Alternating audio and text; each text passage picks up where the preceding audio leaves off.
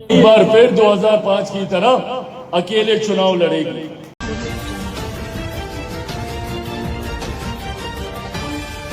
नमस्कार, आप देख रहे हैं भोजपुरिया दस्तक।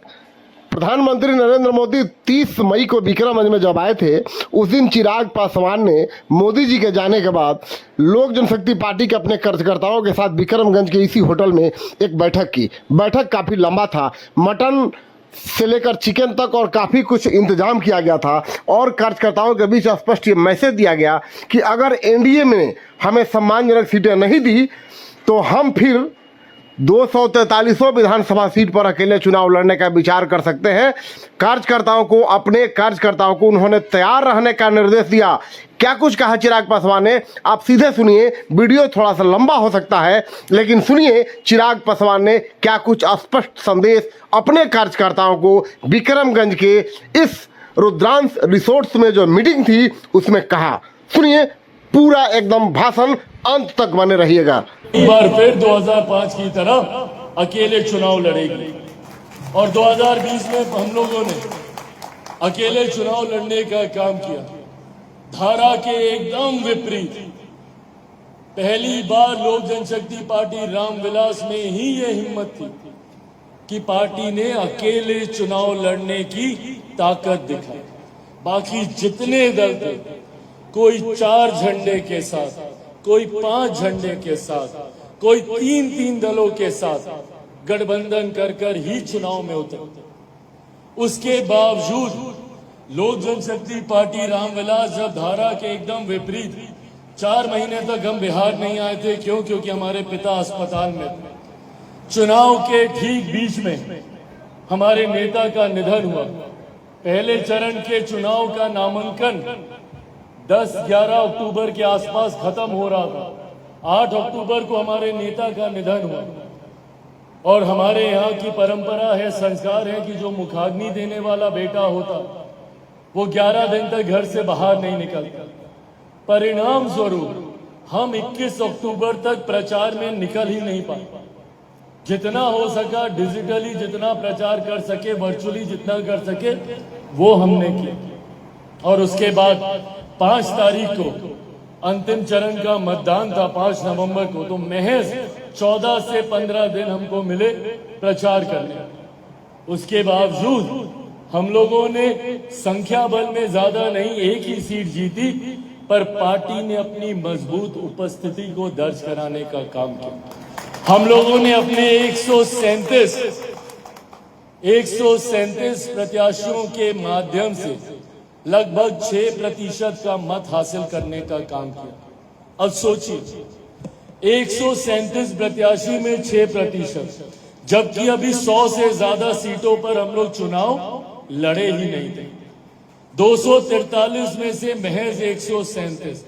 अगर हम लोग पूरी की पूरी 243 सीटें लड़ जाते तो ये 6% बढ़कर कम से कम 10 से 12% का होता। 10 से 12% का मत हम लोगों की पार्टी के पास होता। और आज हम लोगों की यही ताकत है जिसको हमारे गठबंधन के साथी पहचानने का काम करता है। और यही कारण है गठबंधन राजनीति के इतिहास में पहली बार ऐसा हुआ। गठबंधन राजनीति में आज तक हम लोग देखते आए हैं कि कोई गठबंधन के तहत 10 पे चुनाव लड़ता है तो अगली बार उसको 6 कर दिया जाता है, 4 कर दिया जाता है, 3 कर दिया जाता है, कम कर दिया जाता है। पर पहली बार गठबंधन राजनीति में यह देखा गया कि एक सांसद वाली पार्टी को गठबंधन ने 5 सीटें लड़ने के लिए उन्होंने देने का काम किया। और हम लोगों ने भी अपनी मेहनत से उनके विश्वास पे खरा उतरने का काम किया और 100% स्ट्राइक रेट के साथ 5 की 5 लोकसभा सीटें जीतकर गठबंधन को और हमारे प्रधानमंत्री जी को हम लोगों ने देने का काम किया। ये हमारी पार्टी की ताकत है और आने वाले दिनों में पार्टी की इस ताकत को गठबंधन भी भली भांति पहचानता है। और जो लोग कभी कभी भ्रम चलाते हैं या कुछ ऐसे चैनल मीडिया के कुछ साथी जिनको कुछ ना कुछ खबर चलाना है, तो गठबंधन में चिराग को इतनी सीटें, चिराग को उतनी सीटें। इतना विश्वास आप लोगों को दिलाकर जाता हूं कि गठबंधन में सम्मान से कमतर एक भी सीट पर समझौता हम लोगों का नहीं होगा। आप लोगों की जो अपेक्षा है उसी अपेक्षा के अनुसार गठबंधन में ना सिर्फ हम लोग सीटें लेंगे बल्कि हम लोग अपना स्ट्राइक रेट भी बरकरार रखेंगे। पूरा प्रयास करेंगे कि 100% सीटें हम लोग विधानसभा में भी जीतने का काम। चिराग पासवान जिंदाबाद। अब वो 100% सीटें हम लोग जीतेंगे कैसे, उसके लिए ये आज की बैठक बुलाई गई है। और आज की बैठक में तमाम उन प्रमुख साथियों को आमंत्रित किया गया है जो संगठन के मूल ढांचे को मजबूती देने का काम करते हैं, जिसमें हमारे मेन बॉडी के हमारे सारे जिला अध्यक्ष हैं, जिसमें हमारे तमाम प्रकोष्ठों के जिला अध्यक्ष हैं, जिसमें हमारे मेन बॉडी और तमाम प्रकोष्ठों के प्रखंड अध्यक्ष हैं, जिसमें प्रदेश में इन जिलों से आने वाले तमाम प्रदेश के पदाधिकारी, भले उनमें कोई उपाध्यक्ष हो, भले उनमें कोई महासचिव हो, भले उनमें कोई सचिव हो या महत्वपूर्ण साथी जो एक सदस्य की भूमिका वहां पे निभा रहा हो, ऐसे लोगों को ही इस बैठक में आमंत्रित किया गया। कोई केंद्र का पदाधिकारी जो इस संभाग का हिस्सा है उनको भी इसमें आमंत्रित किया गया है। आने वाले दिनों में भी अलग अलग जिलों का समूह जब बनाया जाएगा उनमें भी वो रहेंगे। साथ ही में पूर्व के वो प्रत्याशी भी इसमें शामिल हैं जिन्होंने 2020 विधानसभा चुनाव में अपनी महत्वपूर्ण भूमिका निभाने का काम किया और निरंतरता में पार्टी के साथ बने रहे। कई साथी क्षणिक लाभ के लिए आए और संघर्ष की राह पर ना चलने की काबिलियत रखते हुए वापस चले गए। कोई बात नहीं, पर जो लोग पार्टी के साथ रहे उनको सम्मान देते हुए पार्टी ने उनको भी इसमें आमंत्रित किया। अब इन 33 विधानसभाओं में से पार्टी की तरफ से किन विधानसभाओं पर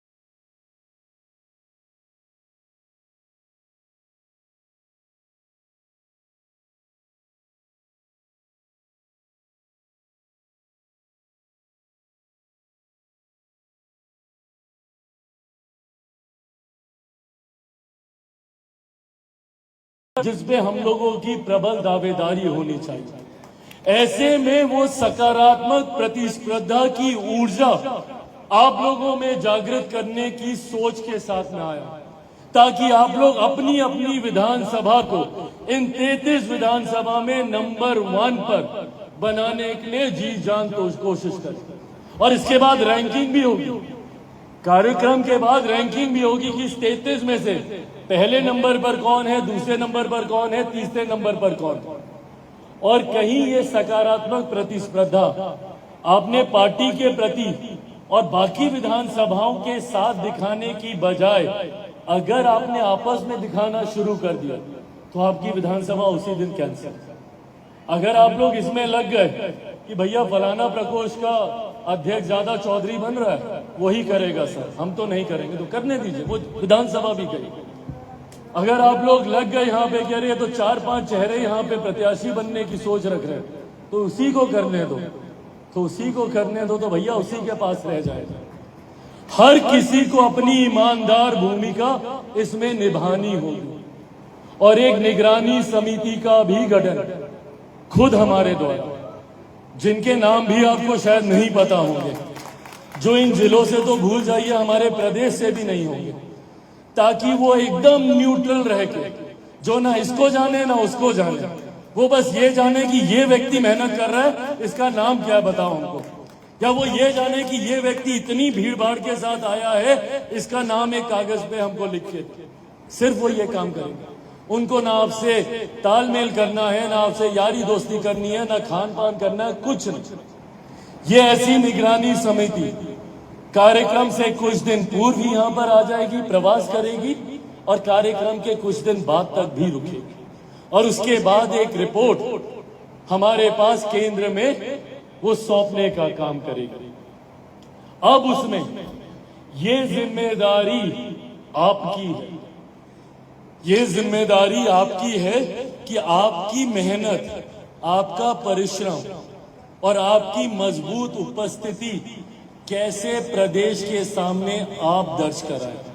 प्रदेश ये जिम्मेदारी नहीं लेगा, ये आपको जिम्मेदारी निभानी होगी। अगर आप कल को बोल रहे हैं कि भैया हम 100 गाड़ी के काफिले के साथ आए, तो आपको प्रमाणित करना होगा। अगर हमारी रिपोर्ट में आ गया कि भैया ये तो आदमी अकेला गाड़ी से उतर कर आया, तो हम वही मानेंगे।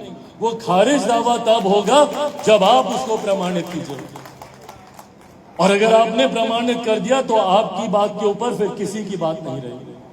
क्योंकि होता यही है, कई बार बड़े बड़े नेता बड़ी बड़ी बातें पटना में, दिल्ली के कार्यालय में हमारे पास आके करेंगे और उनको हम ही देखते हैं, क्योंकि कई बार